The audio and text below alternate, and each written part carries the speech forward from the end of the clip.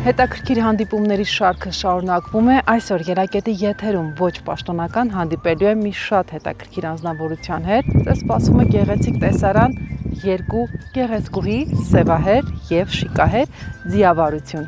Իմ հյուրն է լինելու քաղաքացիական պայմանագիր կուսակցության պատգամավոր Հասմիկ Հակոբյանը։ Գնացինք։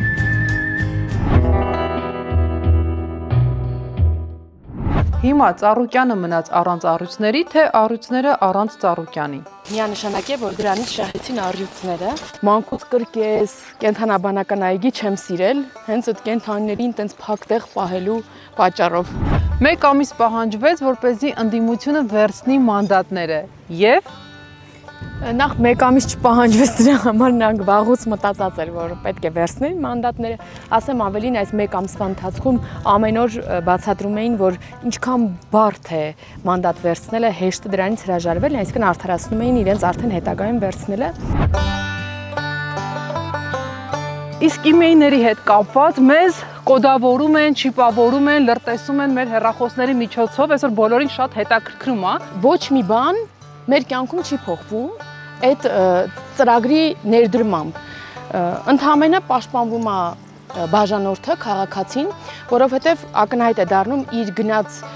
հեռախոսը գողացված է թե ոչ, գործարանում է արտադրված թե ոչ եւ այլն։ Եվ նաեւ սա շատ կարեւոր է հենց տնտեսության առումով, որովհետև ապօրինի կարգով Հայաստան ներկրված հեռախոսները այլևս չեն կունենա։ Իսկ ինձ հետաքրքրում է օրինակ հիմա այն հեռախոսները, որ արդեն կան մեզ մոտ, վայ, մի րոպե, նորից, Այսինքն գրանցվելու են այն հեռախոսները, որոնք արդեն նոր պետք է ստանանք, թե այն հեռախոսներն էլ նաև, որ արդեն մենք ունենք, օգտագործում ենք։ Այդ շատ մանրամասները առաջիկայում իհարկե կծանոթվեն քաղաքացիները, բայց խոսքը նոր Հայաստան ներկրվող հեռախոսների մասին է եւ այդտեղ ես եւ դուք ոչինչ չունենք անելու, ներկրողն է գրանցում, տուփի վրայի առկա 15 նիշանոց թիվը, կոդը ու վերջ։ Մենք այդ պարզ գործողությունը պետք է անենք, երբ որ ինքներս գնում ենք հեռախոս դրսից եւ բերում ենք Հայաստան։ Այդ մի դեպքում մնացած դեպքերում մենք ուղղակի խանութից գնելու ենք ու որևէ կերպ քաղաքացին չի իդենտիֆիկանալու իր հեռախոսի հետ, այսինքն որևէ անձնական տվյալ եւ այլն պարզ է, որ չի լինելու, որովհետեւ ներկրողը չգիտի, չէ՞ ում է վաճառելու այդ հեռախոսը։ Մարդը ոնց պետք է հասկանա, որ գնում է իր ճանապարհով կամ ոչ։ Դա իր ճանապարհն է, թե ոչ։ Մեծ հաշվով գնալու ժամանակ դու չես հասկանում դա քո ճանապարհն է թե ոչ, հետո հետ հայաց գցելով ես հասկանում այդպես է թե ոչ, բայց շատ կարևոր է որ ցանկացած գործողության, կյանքի ցանկացած փուլում դու քո կարմիր գծերը չհատես, քո սկզբունքներին դեմ չգնաս եւ քեզ հաճելի լինի այն, ինչ որ դու անում ես, դա կլինի որոշումների կայացում, դա կլինի աշխատանք, թե ինչ։ Հետաքրքիր է, ձեր կյանքում եղել է որոշում, որ սկզբում թվացել է սխալ, իսկ հետո հասկացել եք, որ դա իսկական նվեր է ձեզ համար։ Հիմա այդպես չեմ կարող հիշել, բայց կարող եմ հստակ ասել, որ կյանքում չի եղել մի որոշում կամ մի բան, որ արել եմ չուզելով եւ այդ պահին հստակ հասկացել եմ, որ դա չպետք է անել, չի եղել։ Հիմնականում այդ դեպքերում ես հրաժարվում եմ անել, որովհետեւ կարծում եմ ինտուիցիաս ուժեղ է եւ կարողանում եմ զգալ նախապես ճիշտը եւ սխալը, որը կարող է լինել։ Այդ պահին գոնե չեմ անում այնպիսի բաներ, որի համար հետո կարող եմ զղջալ։ Շատ լավ է, որ տենց եք ապրում, այսինքն չկա այնպիսի բան, որի համար ափսոսում եք, զղջում եք։ Հետո կյանքը ցույց է տալիս, որ ցանկացած բան միևնույն է տանում է ճիշտ ճանապարհով, չէ՞, մի հատ ռուսերենով խոսք կա, что случается то к лучшему, կյանքը ապացուցում է, որ այդպես ճիշտ է։ Բայց սկզբունքներից դեմ երբեք չեմ գնացել, այսինքն որ մի բան անեմ, հետո ինձ դրա համար քննադատեմ եւ ուզեմ ժամանակը հետ տամ եւ ինչ որ մի բան չանեմ։ Հասմիկ, եթե կյանքը միայն մեկ դաս կարողանար տալ մարդուն, որը ըստ ձեզ կլիներ ամենակարևորը։ Կյանքի բոլոր դասերը կարծում եմ կիրառելի են եւ կարևոր են, բայց կյանքի դասերից ամենակարևորը երևի ընդունենք, որ կյանքը ժամանակավոր է, կարճ է, պետք է հասցնել վայելել դրա ցանկացած փուլը։ Ցեխից անցնեմ, արի։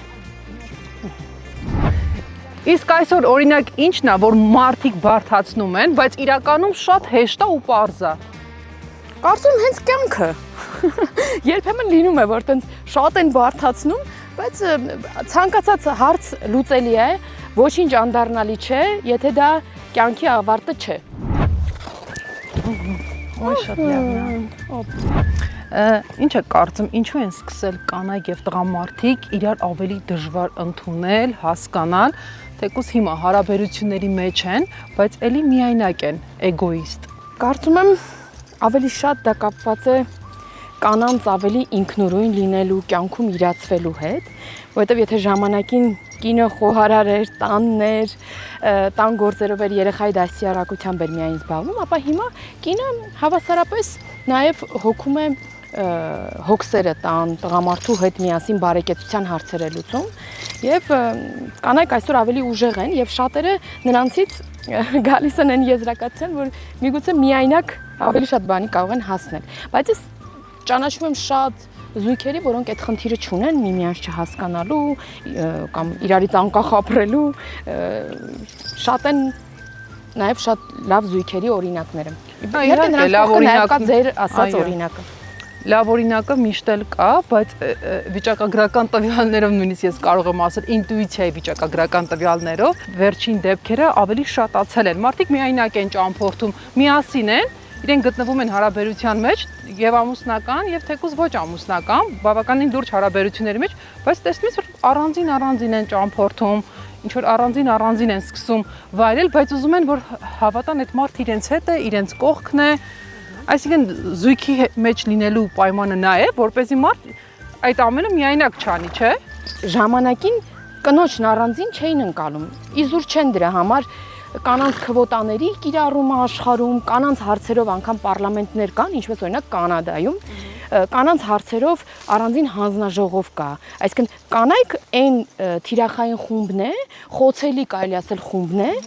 որին պետք է աջակցություն հավելել, որովհետև կանանց առանձին այդպես չեն ընկալել։ Կարծում եմ, որ հիմա կանայք շատ են աշխատում իրենց վրա եւ այդ անլիարժեքության բարդույթից արդեն դուրս են գալիս, իրենք էլ որպես այո առանձին միավոր դիտվում են։ Հիմա կանայք կարողանում են ինքնուրույն իրենք էլ աշխատել, նաեւ դա կապ ունի գումար վաստակելու հետ։ Մի լավ խոսք ասում է դժոխքում հատուկ տեղ կային կանանց համար, որոնք մյուս կանանց չեն աջակցում։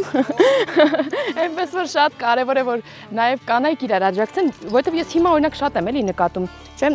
հանրային գործունեության ընթացքում շատ է լինում այդ ատելության խոսք, չէ՞, քննադատություն, ու ես շատ վատ եմ ինձնում, երբ որ տեսնում դա հենց կնոջ կողմից է լինում այդ թիրախավորումը, երբեք սիրելի կանայք մի թիրախավորեք այլ կանանց, հատկապես սեռով պայմանավորված թիրախավորումը պետք է ի բնե դուրս գա մեր կյանքից, պետք է աջակցել միմյանց։ Ես կարծում եմ, երբ մարդ գործնական ընթացքից շեղվում է, անցնում է անձնական վիրավորանքների, դա խոսում է հենց իր անձի փոքրության մասին, որովհետև նա չի կարողանում պրակտիկորեն գործով ապացուցել, արդեն սկսում է անձնական վիրավորանքներ հասցնել եւ ով առաջին անում ինքը ամենամեծ խնդիրն ու բարդություն ունի իր հետ։ Գնացինք։ Երբ եք վերջին անգամ փոխել ձեր տեսակետը, կարծիքը այս կամ այն երևույթի նկատմամբ, որ մինչև այսպես եք մտածում, բայց արդեն էլ այդպես չեք մտածում։ Երևի հենց պաշտոնյայի կյանքի, ապրուստի, օրակարգի մասին է եղել պատկերացումը, որովհետև մինչ իմ իշխանության հետ առնչությունը, երբ որ ես էի ուսանող, այլ կերպ էի պատկերացնում, կամ կարող է իրականում այլ կերպ եղել է։ Ես դա ուզում ասում, գուցե այն ժամանակ այլ կերպ էր, այլ առաջադրվող հանգամանքներ, այլ պրինցիպներ էին։ Հիմա միանգամից ճիշտ հակառակն է ամեն ինչ։ Երբեմն անգամ հարևաններն են ասում, «Վայ, բայց ով կմտածեր», չէ՞, մի շենքում ապրում ենք նույն կերպ, նույն հարևանների հետ կամ տարբեր, երբ որ երիտասարդների հետ հանդիպում է լինում, ասում են, «Ով կմտածեր, որ падգամավոր է», ու ես հիշում եմ, որ ես էլ էի այդպես մտածում։ Ինչ հետաքրքիր փաստ գաղտնիք կասեք ձեր մասին, որ մինչև հիմա ոչ միտեղ չեք ասել։ Բնության գրկում ենք։ Չեմ ասի հաստատ գաղտնիքը, հենց իմաստը նրանում է, որ մնա գաղտնիք։ Ինձ օրինակ հետաքրքրում է հետաքրքիր փաստ ձեր մասին, որ շատերը չգիտեն։ Օրինակ իմ մտերիմներից շատերը չգիտեն, որ ես ծույլ եմ։ Ես շատ բան, եթե հավես չունեցա, չեմ անի ու դա կարող է երկար ժամանակ տևի, մինչև որ իմ հավեսը տա։ Օրինակ իմ գոլեգաները հաստատ չգիտեն, որ ես դաշնակահար եմ նաև եղել, այսինքն դաշնամուրային դպրոց եմ ավարտել, ի դեպ գերազանց, կարող է դա չիմանան։ 2 օր առաջ մեր կուսակցության երիտասարդական կառույցի հետ բնության գրկում էինք ու գոլեգաներս բացահայտեցին, որ ես թենիս եմ խաղում լավ։ Մեծ թենիս։ Փոքր սեղանի թենիս էր, ահա։ Նման բան, շատերը չեն իմանա, որ ես նաև նարդի եմ սիրում խաղալ ու ասում են շատ լավ եմ խաղում, կարճ նարդի, որը տենց հիմնականում տղամարդկանց խաղ է, չէ, ընկալվում, բայց այո։ Տեսնում եք, ահագին բան իմացանք ձեր մասին։ Ինչքան բաներ բացել։ Բայց ինձ հետաքրքիր էր նաև ձեր դրանք գաղտնիքներ չեն, բադա է ուզում ասել, ինձ հետաքրքիր ձեր բնավորության գծերի հետ կապված կամ հատկանիշների հետ կապված։ Հեշտ է ձեզ հունից հանելը, Նյարդանյանանը։ Հունից ուշ եմ դուրս գալիս, բայց բուրն է դա լինում, այսինքն պետք է իրոք դանակը ոսկորին հասնի։ Մինչ այդ ամեն ինչ անում եմ դիվանագիտորեն, որ երբեք այդ բռնկում պահը չլինի, հա, ինչ որ մեկ այդ ընդհարվել, երբեք չեմ այրում կամուրջներ մարդկանց հետ։ Ինչպիսին եք Հայաստանը պատկերացնում 10 տարի հետո։ Վայ, շատ լուսավոր, շատ զարգացած, բաց սահմաններով, առանց ադրբեջանցիների, չէ՞։ Բաց կոմունիկացիաներով, Ադրբեջանի հետ բաց սահմանով, Թուրքիայի հետ բաց սահմանով, աշխուժ առևտրով, ավելի զարգացած զբոսաշրջությամբ եւ տնտեսությամբ շատ լավն է լինելու Հայաստանը։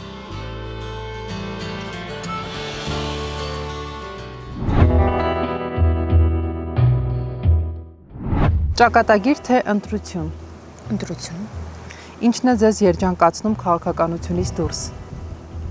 Ընտանիքս, ընկերներս։ Ներել մարդուն, թե ընդմիշտ մոռանալ։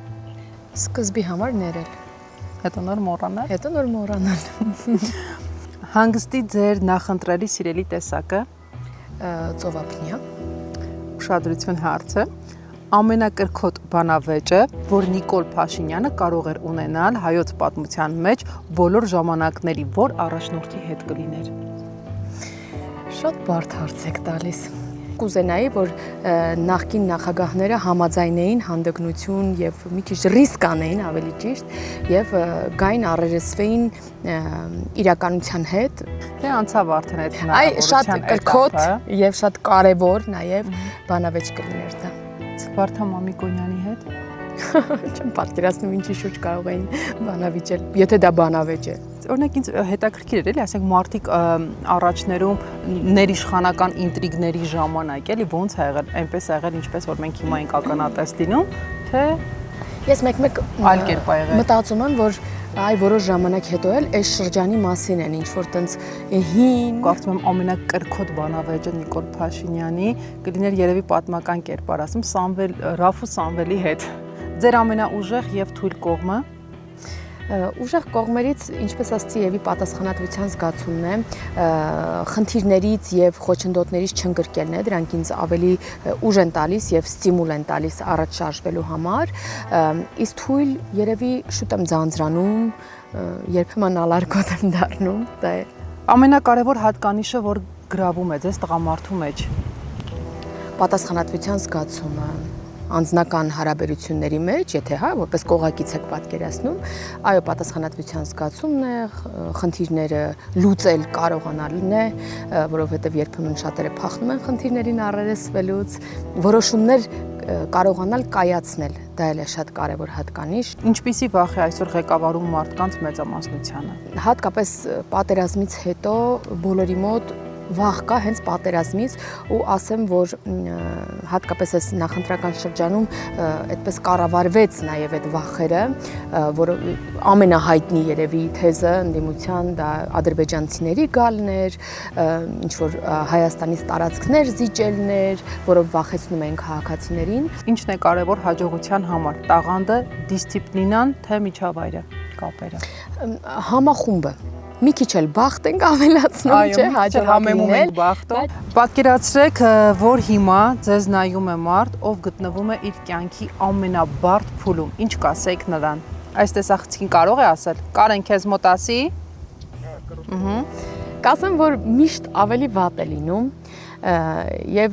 երբեմն երբ որ ինչ որ իրավիճակներ է լինում, որ քեզ թվում է աշխարհի վերջն է, հետո մեկ էլ կողքիդ տեսնում ես մի դժբախտ պատմություն ու հասկանում ես, որ քո պատկերացրած խնդիրները դրանք ծաղիկներ են, ինչպես ասում են, այնպես որ միշտ բոլոր հարցերը լուծելի են, բոլոր խնդիրները լուծելի են, անելանելի վիճակներ չկան, միշտ ամեն ինչից ելք կա, միակ բանը, որը անդառնալի է, դա մարդկային կորուստն է եւ մնացած ամեն ինչ դառնալի է եւ լուծելի է։ Եվ վերջում ինչ հարց կտայիք դուք ինձ։ Այսքան հարցեր ես ձեզ տվեցի։ Հետաքրքիր հարց է։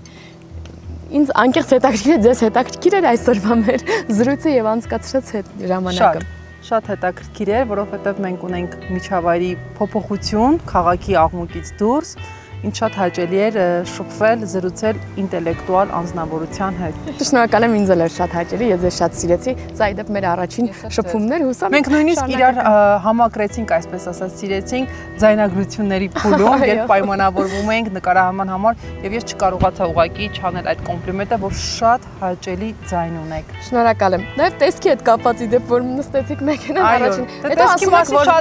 եք, որ կանացի ընկերություն չկա։ Շատերն են տեսնում, տեսքը տեսնում, դա մի կողմ, մի խոսքով։ Շատ հաճելի է, շատ շնորհակալ եմ։ Ձեզ լավ աշխատանքային օր եմ մաղթում։ Ձեզ էլ։ Մերսի գրկեմ։